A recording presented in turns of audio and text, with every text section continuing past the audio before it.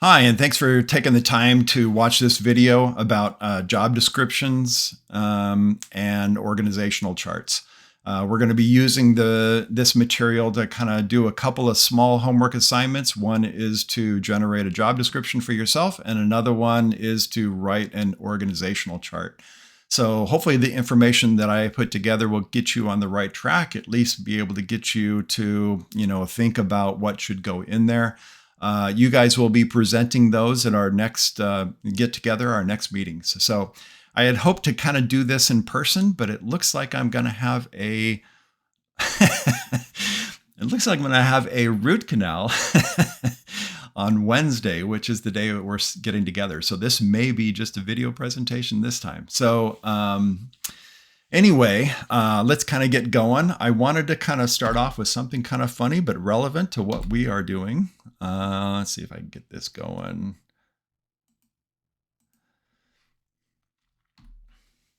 And we're off. All right, Rowan.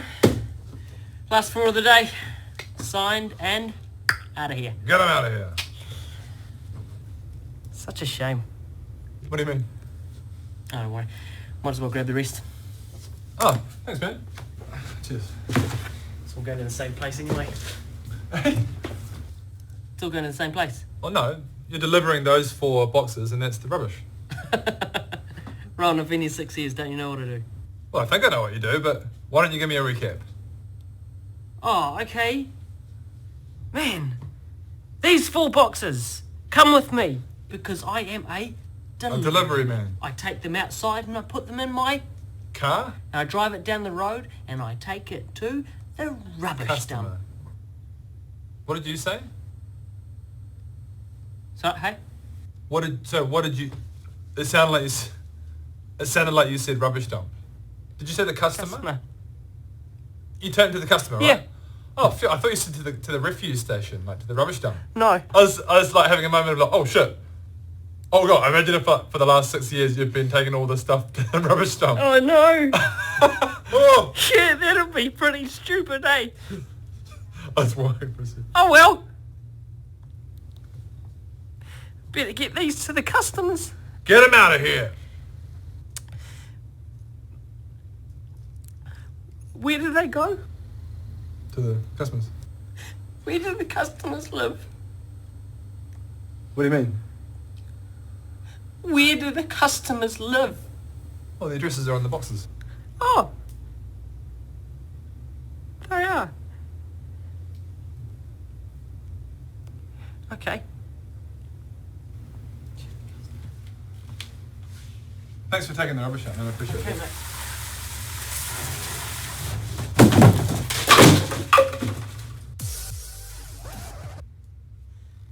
Where are they going?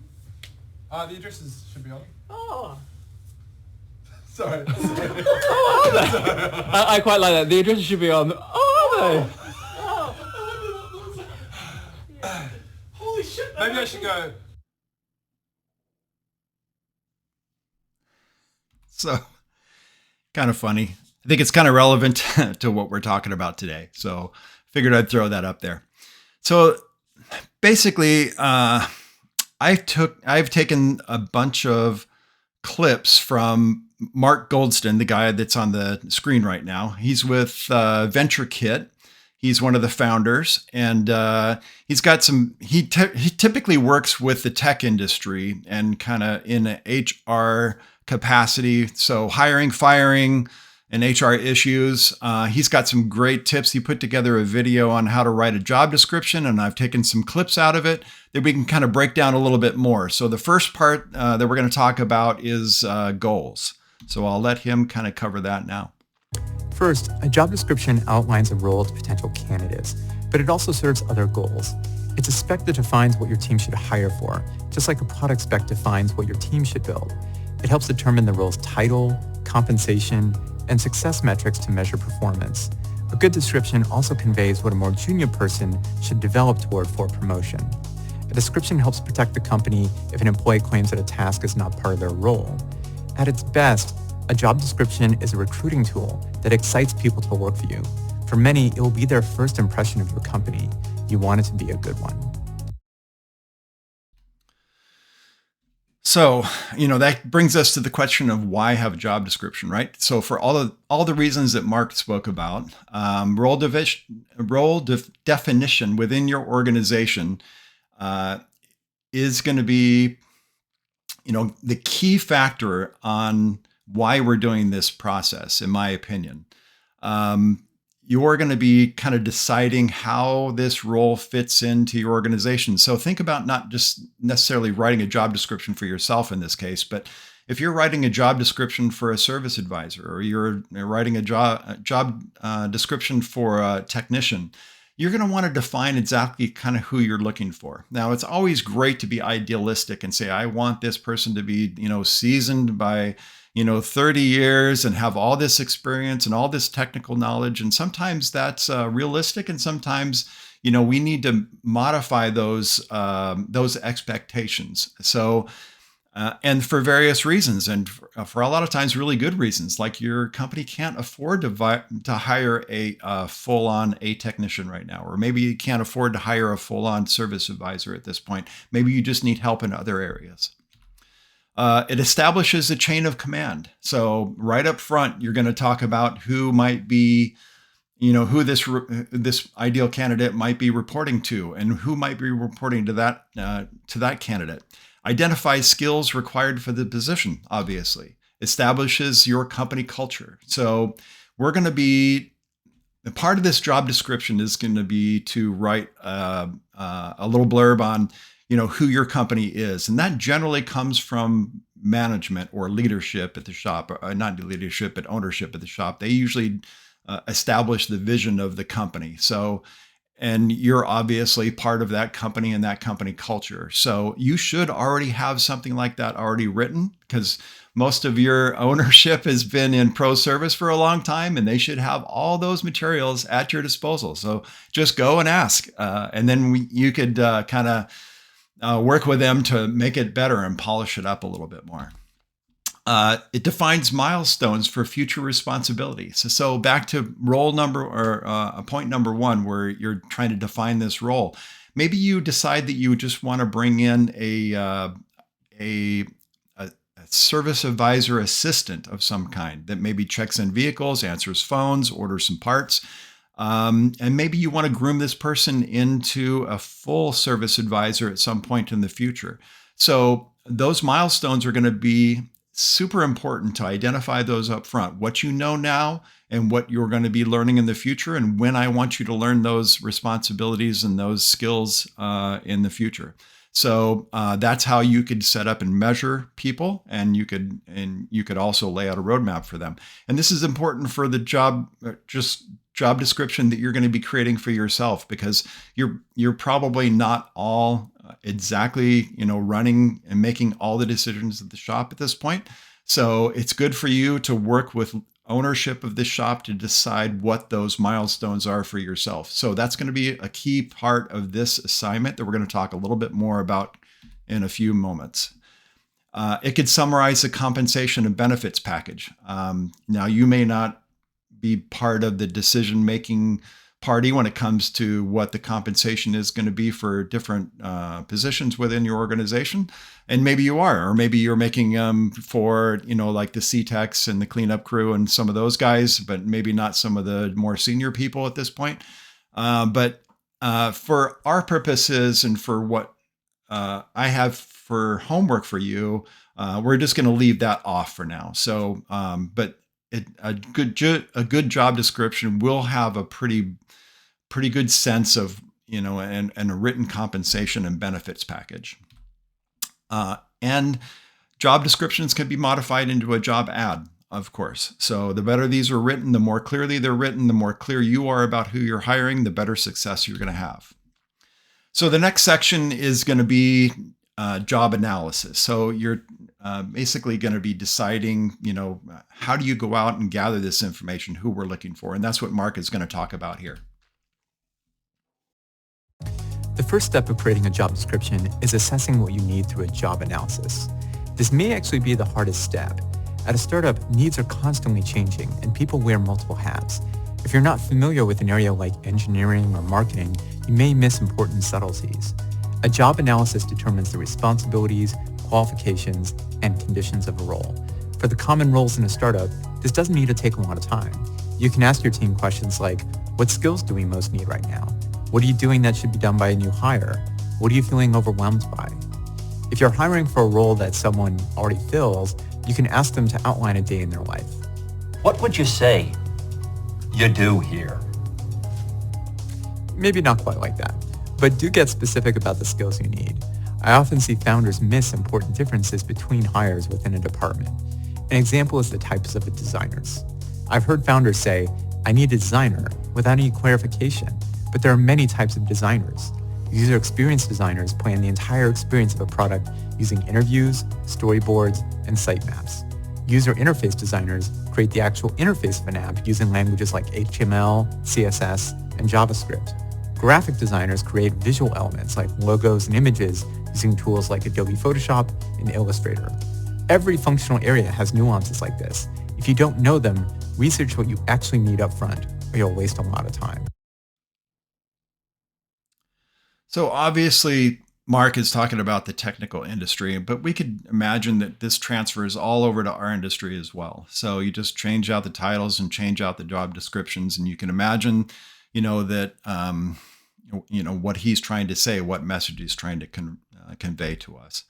So my takeaway on this is going through this process may add clarification to what you're looking for. You may find that you're looking for a parts person or a phone or check-in person rather than a service advisor like we talked about before. It's better to know this up front rather than put a job out for a service advisor and then narrow it down later. You're just wasting everybody's time and resources. So these things are a great idea to start off with. And the more due diligence you do up front, the better off this is going to come across. So the next piece of this is deciding what responsibilities you want this person to have. So we're going to let Mark take it from here. Next, write the job's responsibilities. The most common format is a list of action statements with a verb, an expected result, and sometimes the methods. For example, you may want a software engineer who can code, test, and deploy features using Ruby on Rails. List the most important tasks first and aim to list 5 to 10 key duties. Do not copy and paste from a job template. It looks boring and lazy. List specific projects and tasks the hire will work on. For example, Google posted a job description for a VR software engineer. It lists tasks specific to the role, like developing VR plugins and games and supporting VR on mobile devices. While a bullet point list of responsibilities is fine, a description of a day in the role is better. Consider this description of a community specialist from Meetup. Meetup lists tasks like congratulate the organizer of a French language meetup on reaching 1,000 members, call the organizer of a motorcycle meetup about her email settings, and iron out a billing issue and reset some lost passwords. Even if the tasks are mundane, illustrating a job like this brings it to life. Also consider listing expected results that will mirror your performance reviews. An interface designer could be expected to reduce bounce rates and increase conversion rates. A salesperson could be expected to increase leads and revenue. You don't need to list exact numbers, but you do want candidates to know how you measure success. CanHR posted a description with their expectations of an outbound sales agent in the first few months. They expect the candidate to learn the company inside out in month 1, to generate prospect lists in month 2, and to start closing 15 to 20 accounts in month 3. I love the clarity of this and how it will excite the right candidates. Also add a phrase to the responsibilities section like additional duties as requested. This clarifies that the job description is not comprehensive and adds legal protection in case an employee balks at an unlisted but reasonable request. To increase your compliance with the Americans with Disabilities Act, consider listing essential versus non-essential tasks. Essential tasks are fundamental to the job, and any candidate must be able to do them. For example, a programmer must be able to code, but doesn't necessarily need to hear or see, since there are competent programmers who are deaf or blind. An employer can reject candidates who can't perform essential tasks, but must consider candidates who can with reasonable accommodation. So I think all those points are super good. It maybe go beyond the scope of a lot of times what we would think about writing down, but they're all super important, especially in this day and age. Some of the takeaways that I got from this are to write specific responsibilities, consider written daily activities, list expected results, and create milestones. So back to milestones, You saw that he pulled up a paper for KIN, and they did a 3-month milestone for a new hire. That I can imagine that new hire was probably pretty green and didn't have any experience in the industry. But for us, I can envision a year-long, 2 or 3 milestones broken up over a year period of time, where you're trying to groom up a senior advisor or a full-on advisor from somebody that's just an advisor assistant. And you could create milestones that you can measure people by through time. So all great ideas and things that I think that you should include in your job descriptions at work. Next are qualifications. So, Mark will talk about, establishing qualifications and how to identify those. Next, define what qualifications you want in a candidate. You can segment these into 3 categories. Knowledge, like an understanding of computer science principles. Skills, like the ability to write code in C++. And traits, like strong enthusiasm or a sense of humor. Try to limit to 5 to 10 key qualifications so you don't overwhelm candidates. Distinguish between qualifications that are must-have versus nice-to-have. Again, don't copy and paste from a template. Add details and personality consistent with your company branding. For example, on GitHub's job description for a tech support agent, who they call Supporticats, their requirements section says, you're good at logic and solving puzzles, advocating and empathizing, the English language, and working remotely. GitHub replaced a common requirement like critical thinking skills with a unique one like good at solving puzzles. It's basically the same trait, but more engaging. Some things to avoid. Avoid cliches. Don't say you want a ninja or rock star or someone who thinks outside the box. These terms are overused and sound cheesy. Avoid requiring a certain GPA or a degree from a prestigious university. These usually aren't predictive and can turn off non-traditional but qualified candidates. Google used to ask for college transcripts, but stopped after an internal analysis found they weren't meaningful. Avoid terms that can be seen as discriminatory, such as salesman, able-bodied, or young. These can turn off qualified candidates and can land you in legal trouble.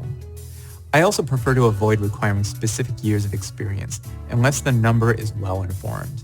These are often wild guesses and can exclude high-performing, fast learners. Focus on what a candidate should have provenly done. For example, instead of requiring that a design director have 8 years of design experience, consider requiring that the candidate has led multiple design teams to produce successful products. A common question is, should I describe my perfect candidate or a realistic one? My answer is to describe your ideal candidate given limitations like compensation and scarcity of the skills you need. If you're paying top of market for an office manager, you can be picky. If you're paying below market for AI talent, be prepared to train a fast learner. Distinguishing between must-haves and nice-to-haves will help you prioritize. All great ideas. And I like when he talked about trying to identify whether or not you want to identify an ideal candidate or a realistic candidate. And I agree with him. I think we should be identifying our idealistic candidates. And that's what you want to write your job descriptions for. During the interview process, you may, decide that you want to, there's going to be some give and take on some of those qualifications and some of those skill sets that you're hiring for, but you can make that decision later on down the line. You'd rather hire that ideal candidate. So some of the qualification takeaways that I had is identify knowledge, skills, and traits. List required and optional characteristics. Avoid disqualifiers such as college degrees or 10 years experience. These may limit the people that kind of come into your business. There may be some rock stars out there that don't have 10 years experience. Avoid discriminatory items and target ideal candidate, but consider your company's limitations to attracting one, like we talked about before. And the company summary. So this generally, like I talked about before, this generally comes from ownership. But if you could grab a copy of that and polish it up, that would be fantastic. Describe what your company does and why candidates should be most excited about you. This is where you can differentiate. A good company summary is like a good fundraising pitch, clear, concise, unique, and reflective of the company's values and branding. I like summaries that are both descriptive and aspirational, that describe what you do and what you want to be. Netflix has one of the best company descriptions I've seen. This is its opening. Entertainment, like friendship, is a fundamental human need. It changes how we feel and gives us common ground. Netflix is better entertainment at lower cost and greater scale than the world has ever seen. We want to entertain everyone and make the world smile. Square is another good example. It processes payments, which hardly sounds exciting, but listen to their company description. We believe everyone should be able to participate and thrive in the economy. So we're building tools that make commerce easier and more accessible to everyone. We're here to help sellers of all sizes start, run, and grow their business. And helping them grow their business is good business for everyone. I think that's great. And to add on to that, I've always thought that we're not really in the automotive repair business. We're really in the transportation business. We provide transportation, good, solid, reliable transportation for our customers. Whether we're putting them in loaner cars when they come to us, giving them rides through different shuttle services, or repairing their vehicles, we are basically in the transportation business, and that's what we're there to solve for them. So for our homework assignment, a job description is going to involve a title, a company summary, qualifications, responsibilities, including milestones, and compensation. Again, not kind of required for this homework assignment. And I would encourage you to write the title last. The reason why is because you may decide through this discovery process that the title that you originally envisioned isn't really applicable to what you wrote up for a job description. So you could rename that title. You can get that more accurate if you do that last. So on to the homework for this piece of the job description. So you're to write or update, hopefully update, because all of the owners in this group are in the pro service group, and they should already have a job description for you. So it should be easy for you just to grab that and update it. So I want you to focus on your future milestones and your expectations. So if I would imagine that you're probably not all taking all the responsibility at your repair shops. So get together with ownership and start deciding what those milestones are, what those milestones for you are, and when you want to take over some of those milestones. So that's going to be a key piece of this homework assignment. It's expected that you work with shop owners. We already talked about that at the very bottom. So we've kind of covered that already. So the next piece of this is going to be hopefully pretty simple. I want you to write an organizational chart for your company. Hopefully it doesn't look like either one of these. I especially like the one on the left, the corporate flow chart. So sometimes I've been in organizations where I felt like everybody else down there at the bottom. So, and I've also been in organizations that look like the right-hand side too. It looks like a mess. So your homework on this is to construct an org chart for your facility. So this one at the bottom is one that I used in my business, and it applied to me at one point in time. I didn't have a shop manager right underneath me that handled everything from there on down. It was kind of the beginning of that process. So, but it clearly shows who reports to who in this organizational chart. So yours obviously doesn't have to look like this. As a matter of fact, I don't want it to look like this. I'd rather it look like it reflects your business model. And this may change. This is kind of a living document. It changes over time within your organization. Some people get, have authority taken away from them, or that position gets dissolved for one reason or another.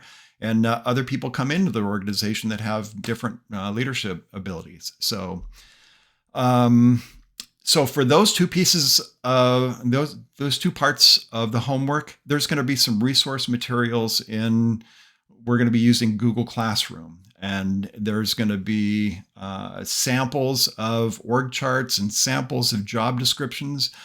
None of them I would probably say are perfect. I think that they're just to get some ideas from. So I'm going to put some of those in that in a resource center in Google Classroom, which takes me to the next slide. So I know you haven't been included in Google Classroom yet. You're going to be receiving an invite email for you to sign up for it. Once you do, there's going to be available information in there. This presentation is going to be in there, reference videos and websites that I use to pull this information together. Your homework assignment is going to be there. All past presentations and homework are going to be collected in that Google Classroom. And also Pro Service Manager Group key information and member contact information. So there's going to be a resources area where you can get to who all the group members are and their contact information so that you can reach out to other people that are in the group. Also, when you get to Google Classroom, you're going to notice some tabs at the top. One is going to say Stream. So Stream is going to be like, you might want to think of it like a Facebook feed where everybody is putting just random information, communicating back and forth. You might reach out to one of your colleagues and ask how they're doing on this project and what they use to create the organizational chart. But all that information is kind of like just a Facebook, ask. I might post some reminders for, meetings that are coming up in that stream. The next tab over is going to be classwork, and that's where everything's going to be kind of organized in there. And that's mainly for Dan and I to put information about homework assignments, topics, and that resource material that is going to be at the top. So take a few minutes and get used to that and where everything is at. And then I'll be sending out an email for the next invite, the next meeting. So thank you very much for participating today and watching the video instead of live, but hopefully you could do this at your leisure, and that would be fantastic. So have a great day, and we'll talk to you soon. Thank you. Bye-bye.